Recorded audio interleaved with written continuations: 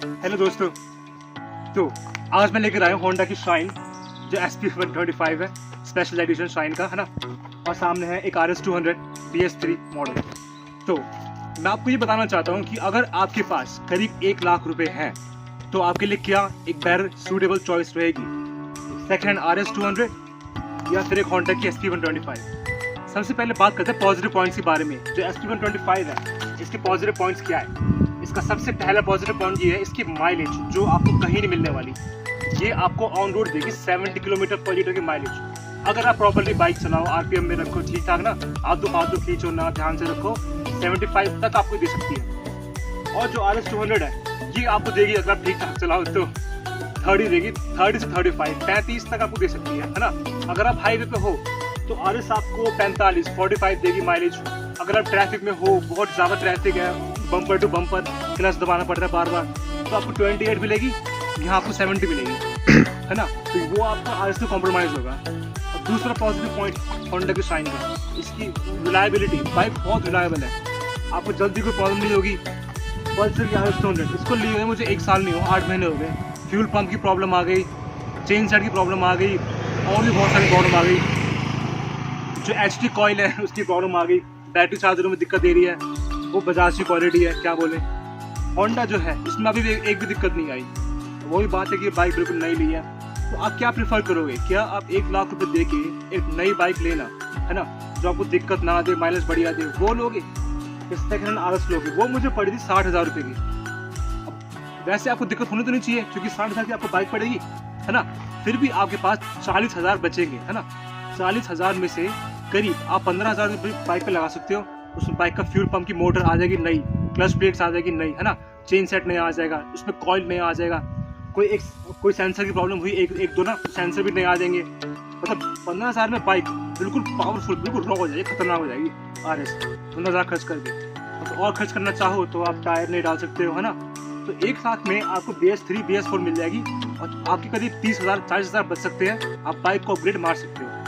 तो आप देखो आपके लिए क्या बढ़िया रहेगा। और सर दूसरी बात क्या, अगर आपको हाईवे पे टूरिंग करनी है तो आपके लिए RS रहेगी बहुत बढ़िया, है ना। आप 1 लाख रुपए अपने हाईवे पे खर्च कर सकते हैं RS के लिए। बहुत बढ़िया है, बहुत स्टेबल है, टायर चौड़े हैं, 130 सेक्शन का है, आप 150 तक आप कर सकते हो। मैं 140 आपको रेकमेंड करूंगा, 150 भी कर सकते हो पीछे का RS का। टायर बहुत बढ़िया है, फ्रंट में ABS है। अगर BS4 लोगे, है ना, तो बैक में भी है। तो BS3 लोगे आप, फ्रंट में ABS है। मैंने बाइक ले गया था हाईवे पे, है ना, दिल्ली से उत्तराखंड 400 किलोमीटर। मैंने 120 की स्पीड में था, सामने एक औरत आ गई, ब्रेक मारी, गाड़ी सामने जाकर रुक गई, कुछ नहीं हुआ। मुझे कभी ऐसा फील नहीं होता कि मेरा एक्सीडेंट होगा, मैं गिरूंगा, मेरे को चोट लगेगी, हाथ पैर टूटेंगे, कभी नहीं। बाइक ग्लाइड करती है रोड पे बड़ी आराम से। और ये होंडा की शाइन मेरे को दिक्कत फील होती है जब मैं तेज चलाता हूँ होंडा की शाइन को 70-80 पे, ऐसा फील होता है मैं गिरूंगा, मेरे को चोट लगेगी, मेरे पैर टूटेंगे। तो ये थोड़ा इसकी दिक्कत की बात है ना, सेफ मुझे फील नहीं होता। ABS नहीं है।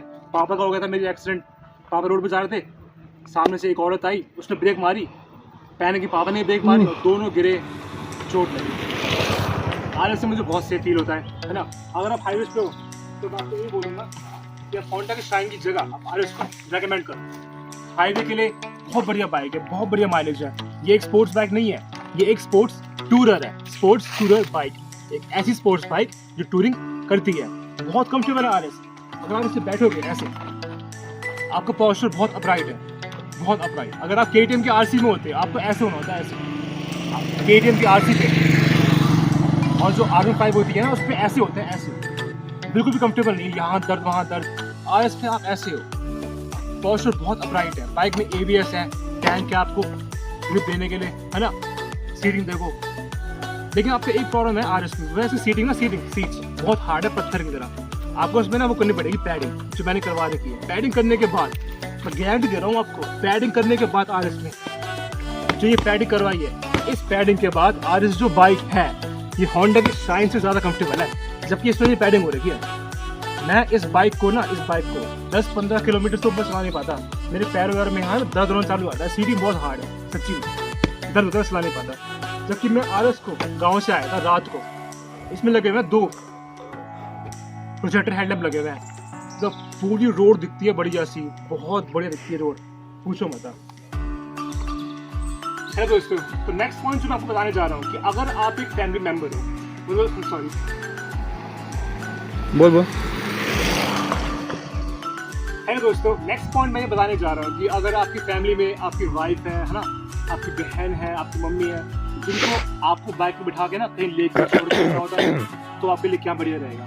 आपके लिए दोनों बढ़िया है, क्योंकि RS के पीछे की सीट बहुत बढ़िया है और सेफ है ना, आप पकड़ सकते हो आगे। लेकिन अगर आपके जो फैमिली मेंबर है, मम्मी है, बहन है, तो टेढ़ होकर बैठती है, नॉर्मली से तिप्सा टेढ़ होकर बैठते हैं ना, तब आपको दिक्कत आएगी, क्योंकि बाइक ना डिसबैलेंस होगी। क्योंकि बैठेंगे टेढ़ा, आप झुकाओगे डिसबैलेंस होती है। होंडा की शाइन सीट बहुत चौड़ी है, आराम से टेढ़ा होकर बैठेंगे है ना, बाइक डिसबैलेंस नहीं होगी, बैठ सकते हैं, पीछे पकड़ सकते हैं कस के यहाँ पे ना। और इसको पकड़ने के लिए कुछ नहीं है, बस आपको 2 उंगली करनी है थम्स की, यहाँ घुसा के ऐसा पकड़ लेना है, और वो भी कभी छूट जाएगा, फिसल जाएगा। ये है स्पोर्ट्स बाइक है। अगर आप सिंगल हो, अकेले हो, गर्लफ्रेंड है, तब आपके लिए बढ़िया है। अगर आप फैमिली मेंबर है, मैं शाइन प्रेफर करूँगा आपको ना, फैमिली के लिए, मेंबर्स के लिए, सब कुछ दिलाने के लिए, माइलेज बढ़िया है। Next point, maintenance cost. Maintenance RS की कैसी है? मैंने RS सेकंड हैंड ली थी है ना, कोई प्रॉब्लम नहीं, बढ़िया चल रही थी। अब प्रॉब्लम क्या आई, जब भी मैंने फ्यूल लेवल मेंटेन किया प्रॉपर्ली, हमेशा मैंने बाइक में 3 लीटर पेट्रोल मेंटेन किया, उससे नीचे में कभी गया नहीं। अब ये बाइक में 3 लीटर पेट्रोल है, दिक्कत क्या आई, फ्यूल पंप का प्रेशर कम हो गया। मैं गाँव में हूँ, क्या पता गाँव का पेट्रोल खराब है, मिलावट आ रहा है, प्रेशर कम हो गया। अब मेरे ABS का सेंसर ऑन हो गया है, मतलब ABS काम तो कर रहा है लेकिन सेंसर ऑन हो गया, वो चेक करूँगा क्यों हो रहा है। वही चेन सेट टूट गया, सॉरी चेन सेट खराब हो गया मेरा, नया लगवाया।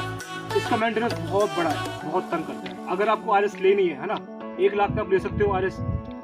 मैं रेकमेंड करूँगा 70,000 की लो, 30,000 खर्च करो उसको बढ़िया बनाने में ना, रैप करवाने में, सीटिंग कराने बढ़िया ना। तो आपका मेंटेनेंस कितना आएगा? आपका 1 साल में RS 200 का, मैं मिनिमम कह रहा हूँ, आपका सर्विस जोड़ के, रिपेयर जोड़ के 20,000 रुपये खर्चा आएगा आपका हर साल है ना। अगर आप रफ चलाते हो बाइक, हैंड के पास चलाते हो ना, 20,000 खर्चा आएगा ये RS। अगर आप होंडा की शाइन चलाते हो तो आपका साल में कितना खर्चा आएगा? 10,000 खर्चा आएगा आपका सर्विस और रिपेयर जोड़ के ना। अगर आप रफ चलाते हो तो मान लो कुछ हो गया, दिक्कत होगी, तो मैं सब लेके चल रहा हूँ। अगर मान लो कोई दिक्कत होगी, कोई पार्ट खराब होगा, टूटते होगी ना, सब जोड़ के 10,000 आपका आएगा। मेरा वो भी नहीं आता, मेरे छोटे भाई की बाइक है, उसका इतना भी खर्चा नहीं आता, वो बस रिपेयर, वो बस बाइक की सर्विस कराता है, बस लेके चलता है। अब तक बाइक में कोई दिक्कत नहीं है, बहुत रिलायबल है। मानता हूँ थोड़े 5 कटते हैं, बाइक तेज चलाओगे तो 5 खड़ते थोड़ा लूज है, लेकिन इशू बाइक में अब तक कोई नहीं आया। इसकी फ्रंट ब्रेक बहुत बढ़िया है, फाइट बड़ी खतरनाक है ना, ये प्रॉब्लम भी है और एक अच्छी बात भी है। और नेक्स्ट बात, इसके सेंसर की क्वालिटी, होंडा में सेंसर लगे हुए हैं है ना, फ्यूल के और भी बहुत सारे, तो जल्दी खराब नहीं होती। लेकिन RS में जो लगे हुए हैं सेंसर बहुत खराब है, सेंसर चाइनीज है। अगर आप बहुत चेक करो ना, लिखा हुआ है मेड इन चाइना, और जब बाइक खड्डे में जाती है, खड्डे में जाती है, खराब से आती है, और वहाँ पे लगा हुआ है सेंसर।